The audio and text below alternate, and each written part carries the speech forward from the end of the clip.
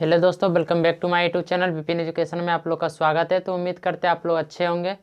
दोस्तों, हम लोग फिजिक्स का फिर से 10th का प्रकाश मतलब जितने क्वेश्चन लाइट प्रकाश से संबंधित जितने भी क्वेश्चन होंगे आज हम वो सब करेंगे। इसका पार्ट 2 भी आएगा। आज हम पूरा क्वेश्चन को पहले डिफिनेशन में समझाएंगे, इसके बाद इसका पार्ट 2 में सबका क्वेश्चन हम बताएंगे, ठीक ना। पार्ट 2 में इसका क्वेश्चन आएगा, क्या आएगा? क्वेश्चन, ठीक है। तो चलिए पहले हम पढ़ते हैं प्रकाश होता क्या है, ठीक ना। और इससे पढ़ने से पहले आप लोग चैनल को जो नए हैं वो पहले सब्सक्राइब कर ले, और जो देख रहे हैं वीडियो को वो पहले शेयर कर दें, ठीक है। तो चलिए हम स्टार्ट करते हैं बिना रुके हुए। तो दोस्तों, प्रकाश जो होती है, प्रकाश हमें कोई चीज़ देखने में मदद करती है। क्या करती है? कोई चीज़ देखने में मदद करती है। अब बोलिएगा कैसे देखने में मदद करती है? तो यह बात है कि प्रकाश, अगर प्रकाश ना होती तो हम लोग कोई चीज़ देख नहीं पाते, ठीक ना। जैसे हम अभी वीडियो बना रहे हैं तो हम जहाँ पे कैमरा रखे हुए हैं वहाँ पे 2 ठो लाइट लगाए हैं, ठीक ना। तो 2 ठो लाइट जो लगाएं इससे हम आपको दिखाई दे रहे हैं, ठीक ना। अब जैसे आपको हम एग्जाम्पल में बताएंगे कि अगर हम लाइट को बंद कर दें तो हम आपको दिखेंगे नहीं। तो प्रकाश वही होती है, कुछ प्रकाश हमें देखने में मदद करती है। क्या करती है? देखने में मदद करती है। प्रकाश वह स्रोत है जिससे हम वस्तुओं को देख पाते हैं। प्रकाश वह स्रोत है जिससे हम वस्तुओं को देख पाते हैं। जैसे लाइट नहीं होती है तो पूरा अंधेरा हो जाता है ना। जब घर में लाइट नहीं आती है, मतलब लाइन चल जाती है तो क्या होता है? घर में अंधेरा पूरा हो जाता है। तो वही चीज़ है कि प्रकाश वह स्रोत है जिससे हम वस्तुओं को देख पाते हैं, ठीक है। पहला चीज समझ गए, प्रकाश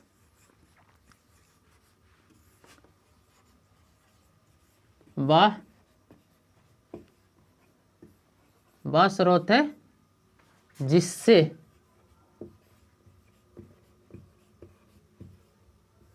हम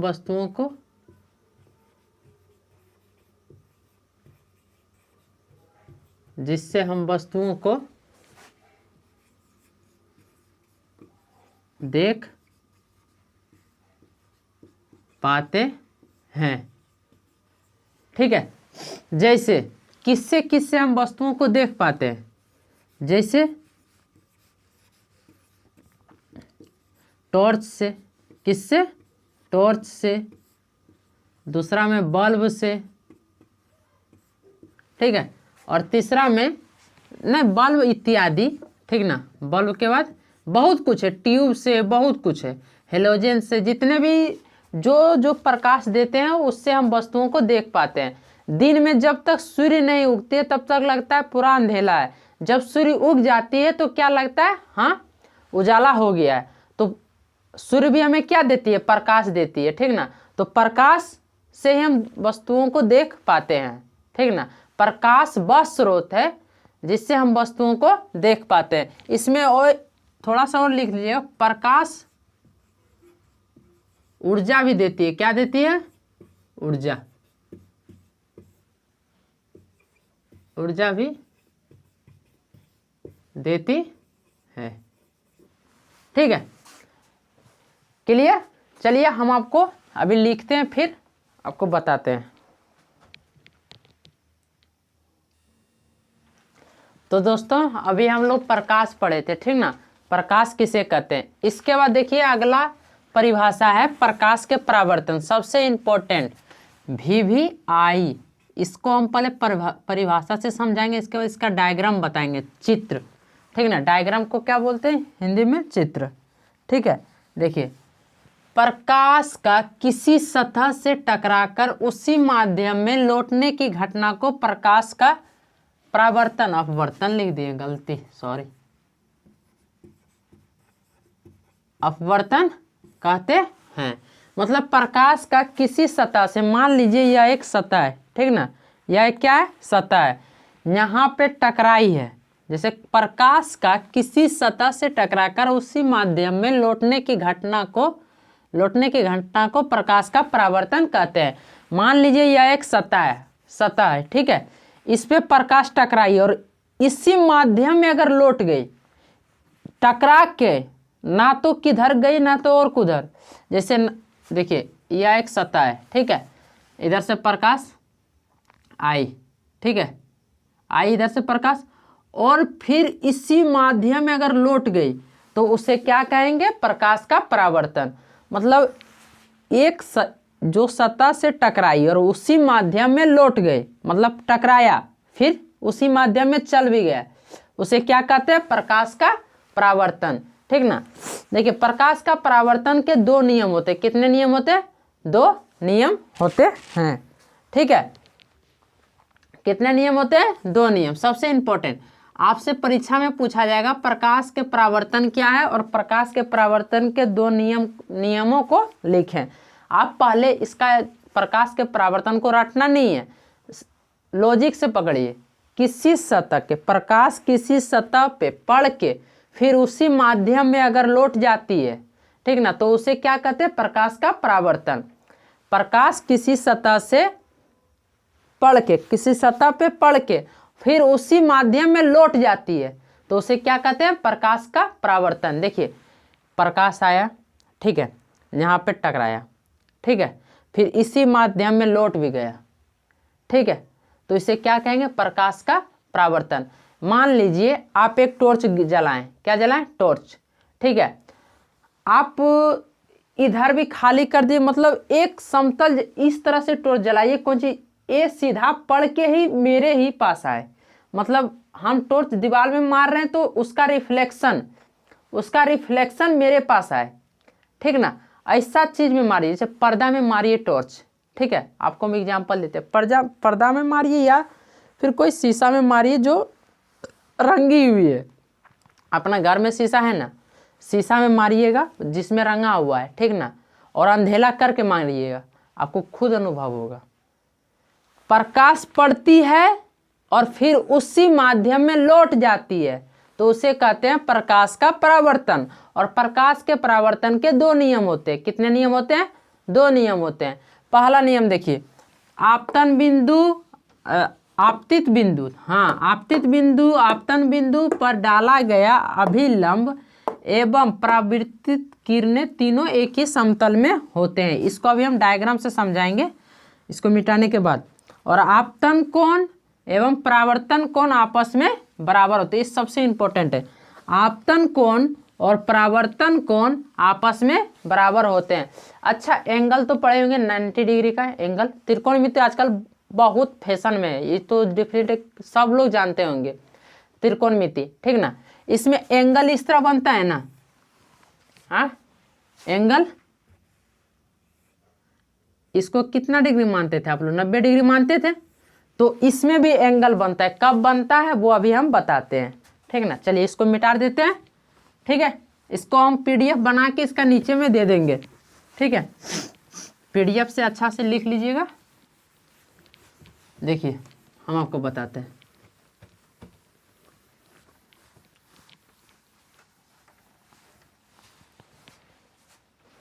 देखिए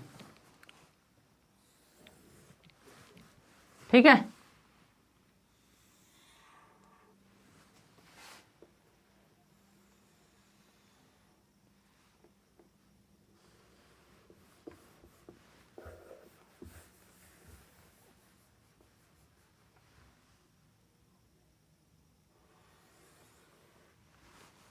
ठीक है,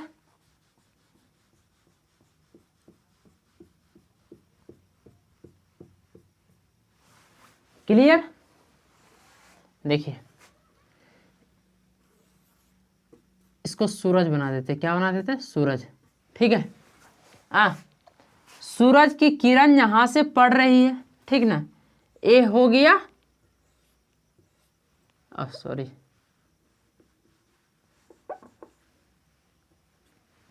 ठीक है, सूरज की किरण पड़ रही है, ये क्या हो गया, आपतित किरण, मतलब आने वाला किरण। कौन सा किरण, आने वाला किरण को क्या बोलते हैं, आपतित किरण, ठीक है। अब देखिए ये टकराया यहाँ पे किसी समतल पर, ये क्या है, समतल है, ठीक है ना, कोई तो जगह है, इस क्या है, समतल है, ठीक ना। सीधा है ना तो समतल, ठीक है। और पढ़ के फिर लौट गया, उस दिशा में नहीं लौटा, आया था ऐसे लेकिन लौटा ऐसे। अगर आया भी था इस तरह और लौट भी जाता इस तरह तो हो जाता प्रकाश का परावर्तन, लेकिन नहीं, आया इस तरह, ठीक ना, और लौटा उस तरह, ठीक ना, तो इसको क्या बोलेंगे, परावर्तन के नियम, ठीक ना। आपतित किरण हो गया और इसको बोलते हैं परावर्तित किरण। क्या बोलते हैं, परावर्तित किरण।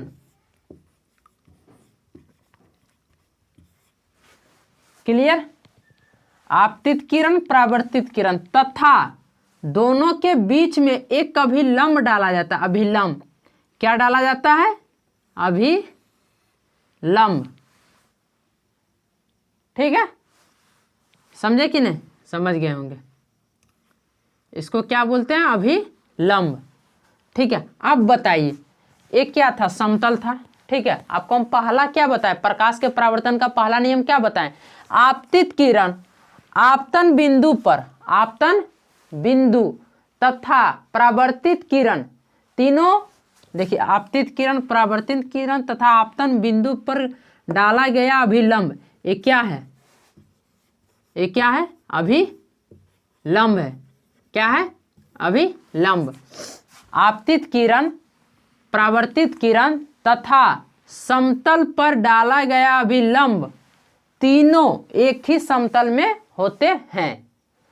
आपतित किरण, परावर्तित किरण तथा समतल पे डाला गया अभिलंब तीनों एक ही समतल में होते हैं, ठीक है। और दूसरा क्या बताए थे, दूसरा नियम, आपतन कोण, क्या बताए थे, आपतन कोण तथा परावर्तन कोण,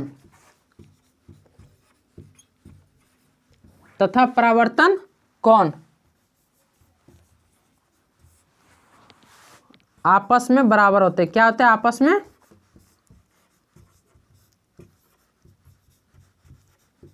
आपस में बराबर होते हैं,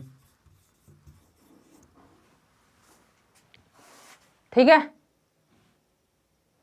समझ गए, इस चित्र को बना लीजिए, यहाँ पे वो लिख दीजिएगा, ठीक है। इसको सिर्फ समझाने के लिए, इसको आप किताब में अच्छा से उतार सकते हैं, ठीक ना। आपतित किरण कोमा परावर्तित किरण तथा डाला गया अभिलंब तीनों एक ही समतल में होते हैं। आपतित किरण तथा परावर्तित किरण तथा डाला गया अभिलंब तीनों एक ही समतल में होते हैं, ठीक है। पहला नियम ये था और दूसरा नियम ये है, आपतन बिंदु तथा परावर्तन, आपतन कोण तथा परावर्तन कोण आपस में बराबर होते हैं, मतलब साइन आई बराबर साइन आर, ठीक है। तो चलिए, उम्मीद करते हैं आप लोग को समझ में आया होगा। इसका छोटा छोटा वीडियो बना बना के हम इसी तरह VVI ऑब्जेक्टिव सब्जेक्टिव डालते रहेंगे प्रकाश का, ठीक ना। तो मिलते हैं फिर कल और अच्छा वीडियो के साथ। हंसते मुस्कुराते रहिए और अपना तैयारी में जुट जाइए, बहुत समय कम बचा हुआ है। आप लोग को एक बात और बताना है, अब मिटा देते हैं। चलिए, इसको हम अच्छा से PDF बना के हम व्हाट्सएप ग्रुप पे मैसेज कीजिएगा, हम भेज देंगे। किस नंबर पे जानते हैं, इस नंबर पे 73669638 और 99 7366963899 इस नंबर पे मैसेज कीजिएगा। खुद मेरा पर्सनली नंबर है, जो भी डाउट हो उस नंबर पे मैसेज करके पूछ सकते हैं, ठीक है। चलिए, आप लोगों से हम यह बात बताना चाहते हैं कि आप लोगों के पास समय बहुत कम बचा हुआ है। क्या बचा हुआ है, समय बहुत कम बचा हुआ है, ठीक ना। आप सीरियस हो जाइए। समय अभाव है, समय अभाव मतलब अभी आप लोग के पास समय का अभाव है, मतलब जितना समय अभी आप लोग को चाहिए उतना अभी आप लोग को नहीं मिल रहा है। हमको वो पता है कैसे नहीं मिल रहा है, क्योंकि आप लोग पहले बहुत अच्छा मजे किए होंगे, बाराती जाते होंगे, बहुत कुछ किए होंगे, ठीक ना। तो इसीलिए अभी आपको थोड़ा सा कष्ट होता होगा, लेकिन नहीं होगा, हम हैं ना। तो आप चैनल को सिर्फ सब्सक्राइब कर लीजिए। देखिए, पहला चीज़, आप कितना विषय दीजिएगा एग्जाम कितना विषय का दीजिएगा, 5 विषय का दीजिएगा ना। 5 विषय का दीजिएगा। पहला दीजिएगा गणित, और गणित तो आप लोग बहुत पढ़ते होंगे अभी, डिफिनिट बात है। इसके बाद विज्ञान, पढ़ाने से ही बच्चा नहीं पढ़ता है, हम आपको बता देते हैं। उनको इस तरह से बताया जाए कि वो अटैचमेंट हो। क्या हो? अटैचमेंट। मतलब हम आपको पढ़ा रहे हैं और आप ये जान ही नहीं रहे कि सर तैयारी किस तरह करें, सर 1 महीना बचा हुआ है भैया, हम तैयारी किस तरह करें, हम अभी तक कुछ भी नहीं पढ़े। तो उनके लिए भी सजेशन हम देते हैं, ठीक ना। चलिए, पहला में क्या गणित है, तीसरा में क्या है सामाजिक विज्ञान, क्या है सामाजिक विज्ञान मतलब सोशल साइंस, ठीक है, बिहार बोर्ड के लिए। और चौथा में है संस्कृत, क्या है संस्कृत। और 5वां में है हिंदी, क्या है हिंदी। क्लियर। अब हमको बताते हैं 1 महीना में आप लोग टॉप कर सकते हैं अपना कोचिंग या अपना स्कूल में। बिहार टॉप के आशा मत रखिए 1 महीना में। बिहार टॉप का जो लक्षण रहता है ना, वो 15 घंटा 17 घंटा नॉन स्टॉप पढ़ता है। नॉन स्टॉप मतलब समझ रहे हैं, वो बिना उठे नॉन स्टॉप पढ़ता है 15-12 घंटा नॉन स्टॉप। IAS का जैसे सब पढ़ता है, टॉपर का, ठीक ना।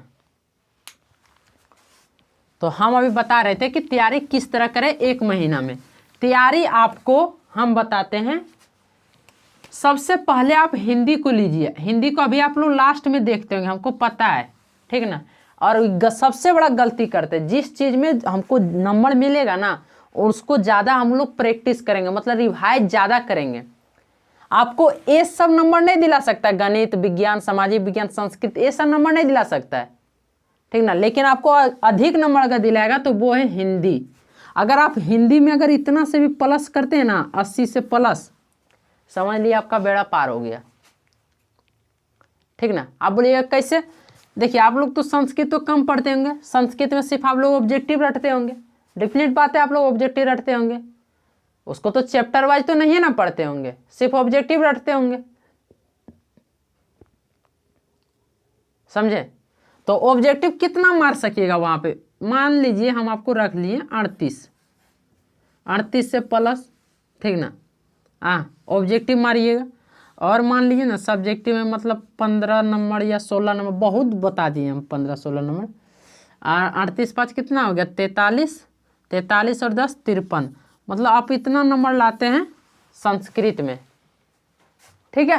अब आपको बताते हैं ये तीनों में फिर आप अच्छा नंबर लाइएगा, ये तीनों में फिर आप अच्छा नंबर इसमें फेंकाइएगा। अधिक लड़का इसमें फेंकाता है, हम आपको बता दे रहे हैं। अधिक लड़का एक गणित में फेंकाएगा,